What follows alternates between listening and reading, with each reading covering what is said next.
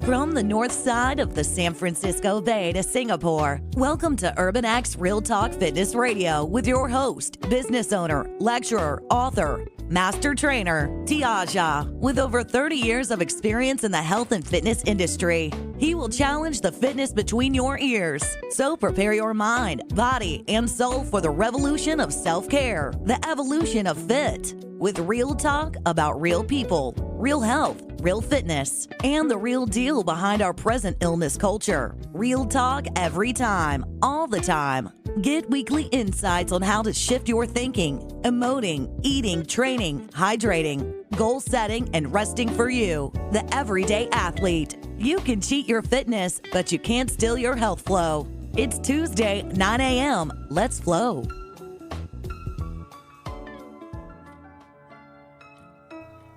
The title Need for Speed is a bit of a non sequitur. Most people under the age of 25 would immediately think of the video game of the same name, so the title was with some intention. For those of you who might not be aware, the Need for Speed is a racing video game franchise. The series centers around illicit street racing and in general tasks players to complete various types of races while evading the local law enforcement in police pursuits. So why is this relevant to a series about the American drug crisis? Because it is the need for speed, as in the need to get ahead or the need to win at all costs and the need to be the best that is the driving motivation, no pun intended, behind the increasing Adderall drug crisis among young people from as young as age 12. What I find interesting is how Adderall is defined as a non-speed drug, yet with all the typical elements of speed. Science or no, Adderall is speed, plain and simple. And even if it weren't technically speed, its effect on the brain's chemistry is no different than meth or any other amphetamine. Regardless of the circular scientific debate about how the drug Adderall should be classified, listen to these somber statistics. According to the National Survey on Drug Use and Health, about 1 in 9 youth, or 11.4% of young people aged 12 to 25, use prescription drugs non-medically within the past year. And it gets worse. 25% of those who began abusing prescription drugs at age 13 or younger met clinical criteria for addiction somewhere in their life. Now let that sink in. We are rearing an entire generation of addicts, and this is not like the pot-smoking LSD generation of the 60s. The abuse of Adderall is not a part of a countercultural movement. It is not even a subcultural movement. It is a mainstream cultural movement that has found itself woven into the very fabric of the American education system. Adderall is prescribed to treat attention deficit hyperactivity disorder, a neurobehavioral condition marked by inattention, hyperactivity, and impulsivity that was first included in the DSM in 1987 and predominantly seen in children. Now, that condition, which has also been called attention deficit disorder, has been increasingly diagnosed over recent decades.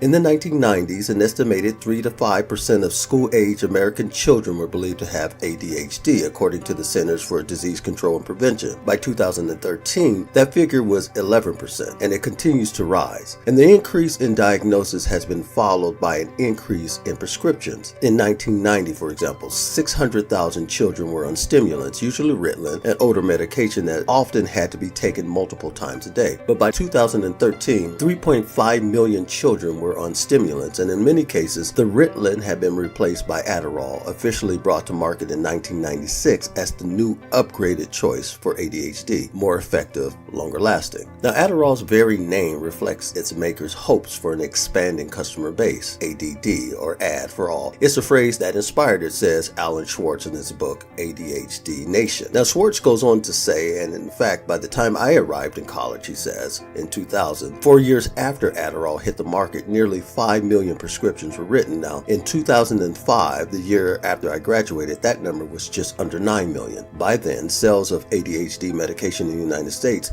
totaled more than 2 billion.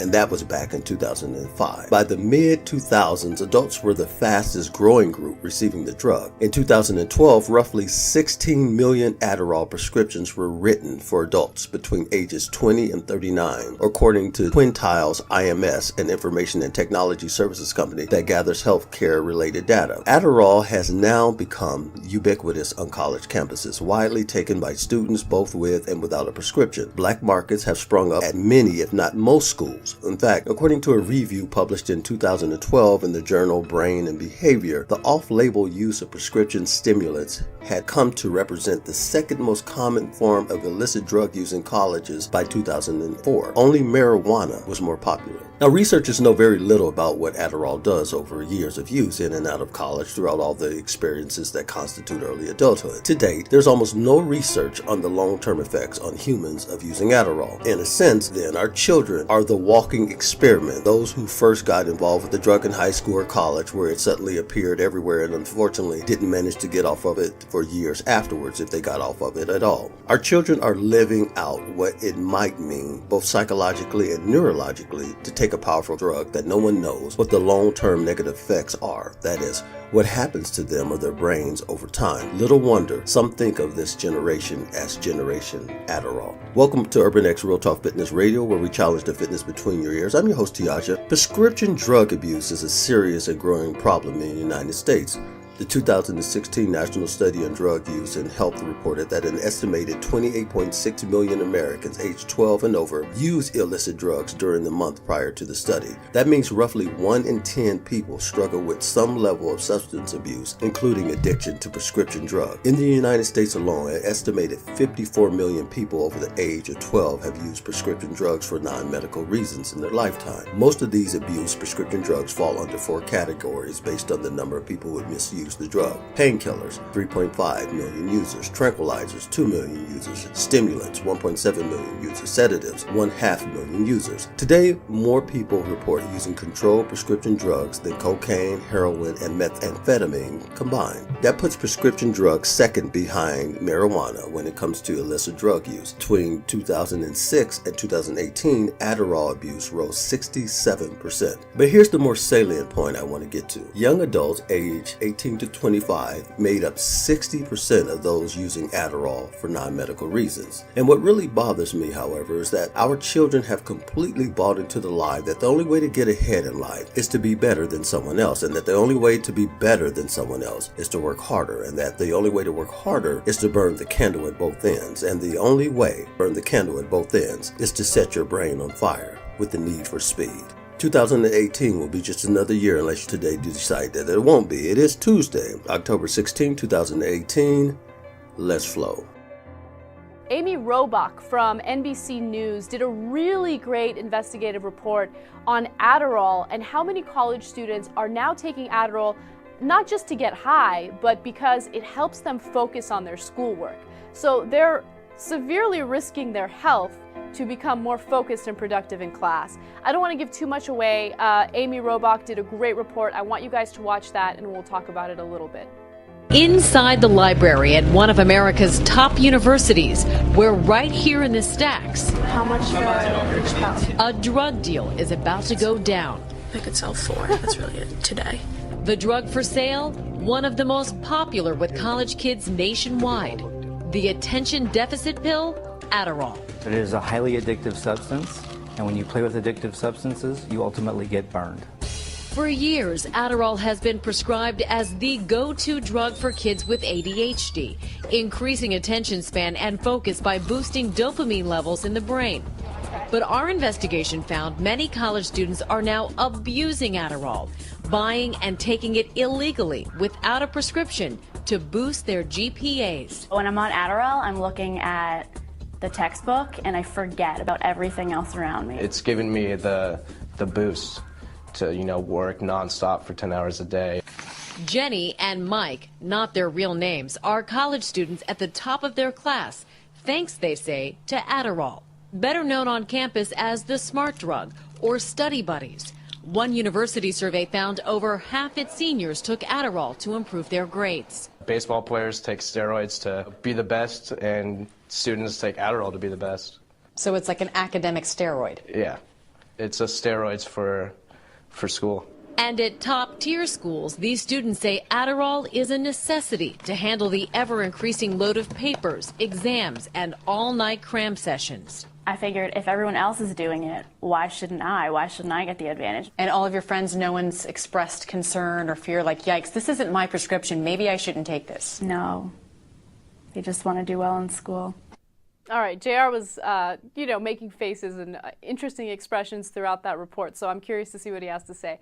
But look, it's a lot more dangerous than that report made it out to be. Like, first of all, the report made it a little cheesy, okay? I gotta be honest about that. Like, it started off with the drug deal, like, you don't know this, but you're about to watch a drug deal taking place in a school library. Go down. Go down. Go She down. did say go down. And it makes it seem a little cheesy and a little sensationalist. But the fact of the matter is, if you really look into the drug itself, it is extremely harmful to your body. Some of the side effects include suicidal thoughts, sudden confusion or a feeling of displacement, a tightness in the chest with pain spreading throughout the back and the arms, heart palpitations, the inability to breathe or shortness of breath, feeling of depression or despair, changes in behavior such as becoming more aggressive or more shy. It definitely has some adverse effects that people are unaware of. And, it could actually be counterproductive. You might be taking that drug thinking to yourself like, oh, I'm going to be super focused in class and I'm going to do really, really well in whatever, test or paper I'm doing right now. But it could have those adverse effects that can really screw you up. And the worst part is that it's addictive. What do you do when you get off of Adderall? All of a sudden, you can't pay attention to anything. You're dependent on that drug. Yeah. Let's talk about your early biohacking days and your relationship with modafinil. People ask you about that all the time. You recently posted a great tweet about it where you just asked a bunch of blog questions. I just love to hear your evolution with it, and now the way you talk to people about it, and then the way you explain, sometimes I use it, sometimes I don't, and these are the choices we have. Can you talk to us a little bit about what it is, your relationship with this? I know on your LinkedIn profile you used to stick Provigil on there, and it was almost an inside joke to the people who knew about it. Well, in Silicon Valley, people have known about this for a while. Modafinil is the smart drug. The one, if you've seen Limitless, the movie with Bradley Cooper, it was sort of patterned roughly off modafinil, and clearly that was a much bigger drug. But this is something where you take it and you're like, well, I feel more like myself than I have in a long time, and my ability to focus, you feel limitless. And when I started taking this stuff, I was working at a startup that sold for about $600 million in value, and I was getting my MBA at Wharton, and doing that in an executive program that was the same number of hours as a full-time MBA program. So I was full-on balls to the wall. I wasn't succeeding in the classes, and there was something weird going on because I'm quantitative and I pay attention. I'm like, I sit down to take a test, and the first question on the test I get 100. Second question I get 100%. Second question 70%. Third question 30%. After that, 0. And something's happening here, and it's predictable linear decline in performance, and I feel helpless. And I'm actually scared. I'm like, am I going to graduate? Because something is trashing my brain. I don't know what the deal is here. So I started, in fact, that was when I got my first brain scan with Daniel Amen. And it wasn't with Amen, it was with one of the people who trained with him for 15 years. And this guy was a psychiatrist. And he took one look at me, oh, getting your MBA, working full time? Yeah, I know your type. You want Adderall. Like there are people who want Adderall for performance enhancement. Adderall's prescription methamphetamine. Yeah. So it kind of dismissively looks at me, and he said, well, we'll order the brain scan for you, but I think that's probably not right for you. So I come back and he looks at the report, and there's 2 pages of bad results and all these red splotches on my brain, and he goes, direct quote, "Inside your brain is total chaos. I don't know how you're standing here in front of me. You have the best camouflage of anyone I've ever seen." Okay. So my brain was not functioning very well. I was succeeding enough to graduate at Wharton, and I was at a startup that we sold for a lot of money. Okay, it's not like I wasn't performing. I was struggling greatly. And this is a really important point. Everyone listening to this, if we injected you with radioactive sugar and scanned your brains, there are areas for improvement. Everyone has them, almost without a doubt. There's probably a few people with perfect blood flow and perfect metabolic activity everywhere, and they're probably the happiest, most successful people you know. But they're very, very rare. So we can all improve that way. I had a lot of room for improvement.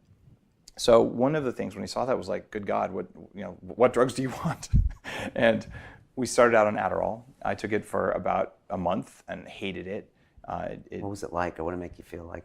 Adderall made me focus a little bit better. It made me angry, and it made it so I didn't want anyone to touch me. Like I would take it and I would just want to go like sit in a room in the dark and just chill. It was really unpleasant for me. And you call it prescription methamphetamine. Do people hate it when you say that? Do they disagree when you say that? I don't think you can disagree. On the label, it said D-methamphetamine salts. Like, it actually says it on the label. It is prescription methamphetamine. Right. I wasn't saying that as a slam. That's just a generic name for what they prescribe. Okay. Little blue pills that are also sold as Adderall. Right.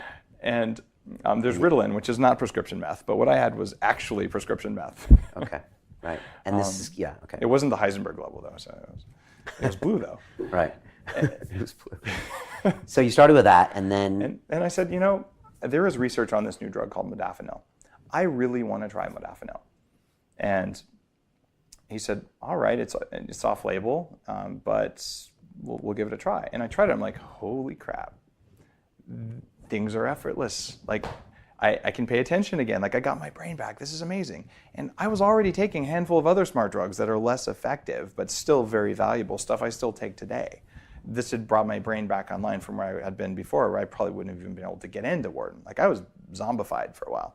So I'm like, all right, this stuff rocks. And I took it just about every day. Maybe I'd skip weekends here and there, but the vast majority of the time for 8 years.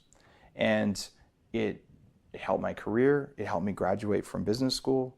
I actually felt a little bit guilty about it. And there's probably people in my class who would remember before a few of the tests, I would actually put the smart drugs I was taking on the desk in front of me. I'm like, guys, I'm not doping. If you know what I'm doing and you have the ability to do it too, then it's not doping. Right. It's not cheating. And I still don't believe it's cheating any more than wearing a sweater on a cold day is cheating. It's just technology that helps you do what you're doing. So I took the stuff and it really, really helped my performance. It was amazing. Then I came out with a Bulletproof Coffee and Bulletproof Diet Principles. I put them online for a couple of years before I wrote the Bulletproof Diet book. And there were a few critics who were saying everything you do comes from modafinil because there's a study that says it helps you lose weight. I'm like, you know what? This is highly unlikely. And there were a few people who said I was hiding it from them, even though I'd been on national news talking about it, which I always thought was one of the more bizarre criticisms of Bulletproof. But and it was in your profile for a long time, right? Exactly. I was like, everyone else in the Nightline piece was wearing paper bags over their heads because they wouldn't show their face. And I'm like, yes, I actually take modafinil. I'm okay with it. Like, it might help you too.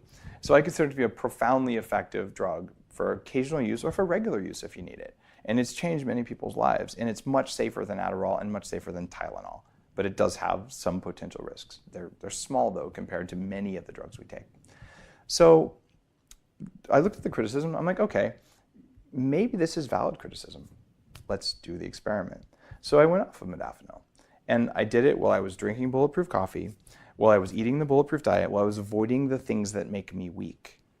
And when I did that, I measured using a university-grade cognitive executive function kind of testing. And what I found was that when I was off of modafinil, my decision-making time was more variable. In other words, you couldn't predict how long it would take me. Sometimes I was very fast, sometimes I was longer. But my average decision-making time was somewhere.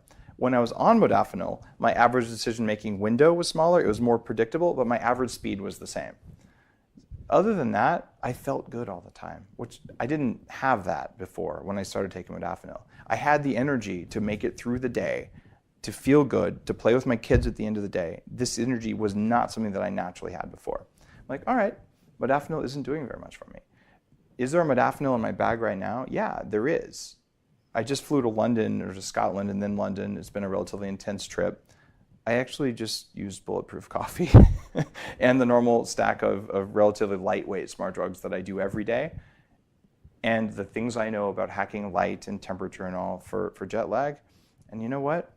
I didn't need the modafinil. Right. But it was there if I wanted it, or if I was going to crash, I was like, man, I'm just too tired. Like, my brain isn't focusing. I really want to be present for the audience for this interview. I would have happily taken the modafinil, but I didn't need to. So that's where I am in my relationship with it today. I'm grateful that the people said, hey, everything you do, you scammer, it's because of modafinil. They caused me to experiment with something that I knew very well worked great. But when your brain is dialed in, when your nutrition is where it should be, when you're doing other things right, and probably some of the meditation and neurofeedback and things I've done, like I'm better performing now than I was. And so I use modafinil less. Talk to me about how people can get really sensitive about what they call a drug and not a drug. Like you said, this is technology.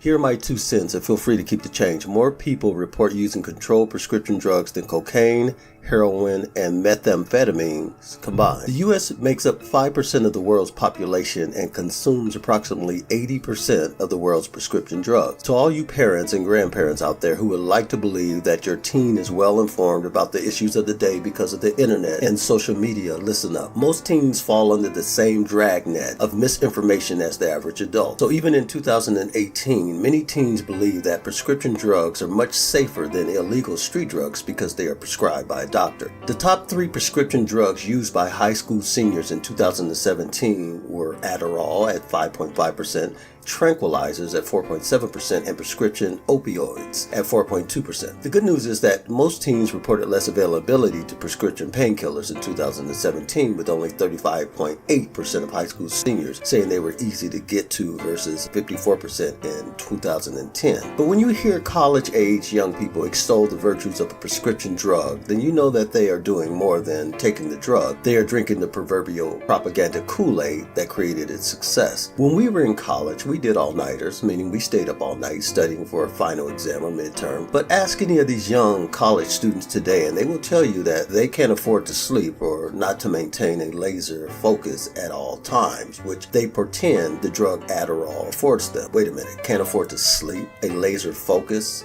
And all for what? A passing grade on an exam? So what if they fail the biggest exam called life just so long as they pass the exam in their major? Speaking of major, if you think this crisis is going away anytime soon or is self-correcting, you'd be wrong. The overemphasis on better grades in order to get a better job is deceptive. None of these young people can predict the future, meaning none of them can determine what the job market will look like by the time they graduate, which is probably the reason more are forced to move back home after graduation, unable to pay back the student loans they readily accepted, with the caveat the degree they received from it would secure them a better future, but it has not. In fact, in most cases, it has done just the opposite. It has created an entire generation, the Adderall generation, that are as dependent on their parents as they are on the drug that keeps them racing and competing against that elusive other, indeed, against time itself.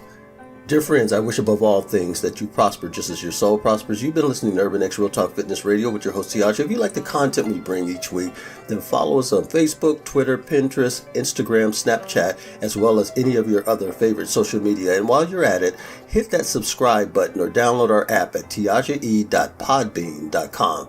I'm also proud to share with you my latest podcast and YouTube channel titled T's Universe. It's already catching fire, and trust me when I say it's unlike anything you've ever heard. Check it out every Wednesday at 10 a.m. Pacific Standard Time. It's 5 or so minutes that's guaranteed to change your life. And don't forget to stop through our website at www.urbanxfitness.net, where you will find our online stores, the Urban Experience Fit Stores 1 and 2. There you can download our unique home and gym workouts, our dietary menus, as well as purchase some outrageously bold teas and spark your own revolution of self-care. Also, check out our small library of my hand-picked, personally endorsed nutritional products. Okay, got it? Okay, then get it. Until next week, as always, walk in health and peace.